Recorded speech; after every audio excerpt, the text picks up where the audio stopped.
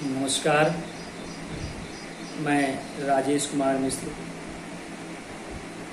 शिक्षक दिवस की आप सभी को शुभकामना देता हूँ। गुरुर् ब्रह्मा गुरुर्विष्णु गुरुर्देवो महेश्वर गुरुर् साक्षात् परब्रह्म तस्मै श्री गुरुवे नमः।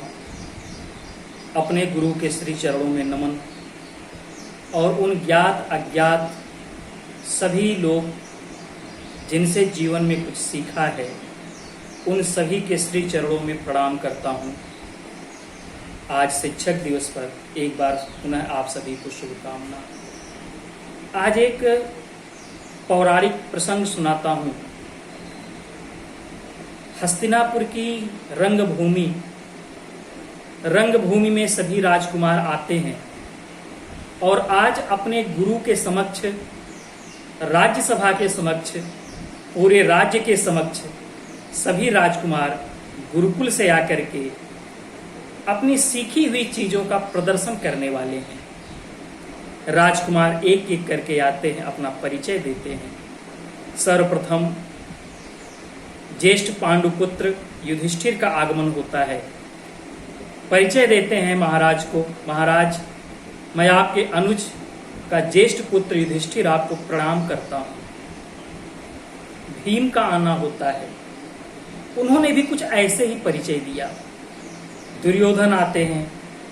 दुर्योधन का भी परिचय कुछ ऐसा ही होता है। लेकिन जब अर्जुन आते हैं, महाराज के सम्मुख होते हैं, तो कहते हैं, मैं आचार्य द्रोण का शिष्य अर्जुन महाराज के चरणों में प्रणाम करता हूं। धृतराष्ट्र ने पूछा, तुम्हारा कोई और परिचय नहीं है वत्स? अर्जुन ने कहा कि जिस तरह से भक्त का परिचय उसका भगवान होता है, उसी तरह से शिष्य का परिचय उसका गुरु होता है। विश्वास मानिए कि जिस गुरु के समक्ष कोई शिष्य ऐसा कह दे, वह गुरु अपने जीवन की सारी संचित निधियां उसको समर्पित कर दे। सारे आशीर्वाद उसके लिए, सारा सामर्थ्य उसके लिए। और द्रोणाचार्य ने भी वही किया। उन्होंने कहा, मैं वचन देता हूं कि यह जो हमारे सम्मुख धनुर्धर खड़ा है, यह वर्तमान युग का सर्वश्रेष्ठ धनुर्धर है। आज के दौर में मैं स्वयं को बड़ा भाग्यशाली समझता हूं कि हमारे बहुत सारे ऐसे शिष्य हैं जो स्नेह रखते हैं, और मैं समझता हूं कि मेरा कोई योगदान नहीं, यह केवल उनका अपना सामर्थ्य था जिसके बल पर आज वो इस मुकाम पर पहुंचे हैं। और आज के इस दिन पर जब वो हमारे लिए शुभकामनाएं प्रेषित करते हैं तो हृदय आनंद से भर जाता है। अपने जीवन के द्वारा संचित समस्त पुण्य उनके लिए, और जहां तक मेरा मानना है, ईश्वर से प्रार्थना है कि उन सभी को परम सुखी रखें। हमारे यहाँ कहा गया है कि शास्त्रों में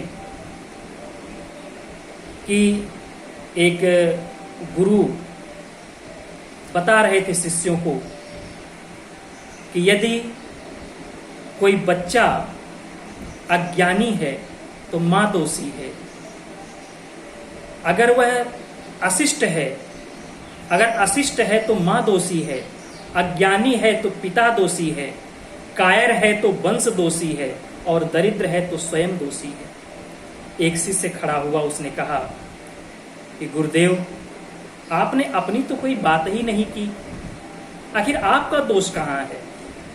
अगर सब सारे दोष आपने बांट दिया।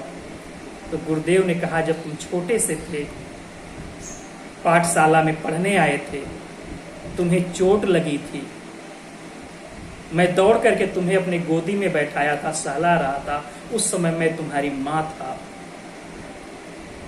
जब तुम कभी उद्दंडता किए थे और मैंने तुम्हें सजा दी थी, उस समय मैं तुम्हारा पिता था। कभी कोई शिष्य कहता है कि मैं फला गुरु का शिष्य हूं, उस समय मैं तुम्हारी वंश परंपरा का हो जाता हूं। ये विश्वास मानो, इन सारी चीजों में मैं स्वयं हूँ। आज कुछ हमारे प्रिय शिष्यों का फोन भी आया था, 4 पंक्तियां सुनने के लिए आग्रह किया था, तो 4 पंक्तियां जरूर उनके लिए समर्पित हैं, जो पंक्तियां हमें भी प्रिय हैं कि हे दीन बंधु तुमसे वरदान मांगता हूँ, 2 लेखनी में शक्ति वो दान मांगता हूँ।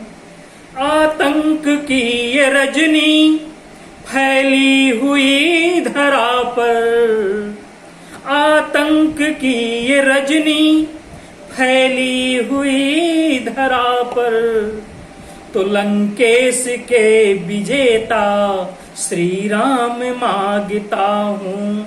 हे दीन बंधु तुमसे वरदान मांगता हूँ, मैं भीम की वो शक्ति गांडीव मांगता हूँ। सब कुछ करे समर्पित एकलव्य मांगता हूँ, फिर चंद्रगुप्त जैसा पैदा हो इस धरा पर, फिर चंद्रगुप्त जैसा पैदा हो इस धरा पर, तो ऐसे सृजन के शिल्पी चाणक्य मांगता हूँ। हे दीन बंधु तुमसे वरदान मांगता हूँ। और अंतिम पंक्तियां रामेश्वरम के उस संत को समर्पित है। एक वैज्ञानिक, क्योंकि विज्ञान का विद्यार्थी रहा हूँ, वह क्षण जब प्रधानमंत्री ने उस वैज्ञानिक को अपने गले से लगा लिया था, आंखों में आंसू थे, वह दृश्य हृदय में अंकित हो गया था। और पंक्तियां समर्पित हैं कि पुरुषार्थी हो यौवन भगवान मांगता हूँ, पुरुषार्थी हो यौवन भगवान मांगता हूँ। मैं आर्यभट्ट रामन के सिवान मांगता हूँ, फिर से कलाम पैदा होते रहे धरा पर, फिर से कलाम पैदा होते रहे धरा पर, तो जिस ज्ञान में सृजन हो विज्ञान मांगता हूँ।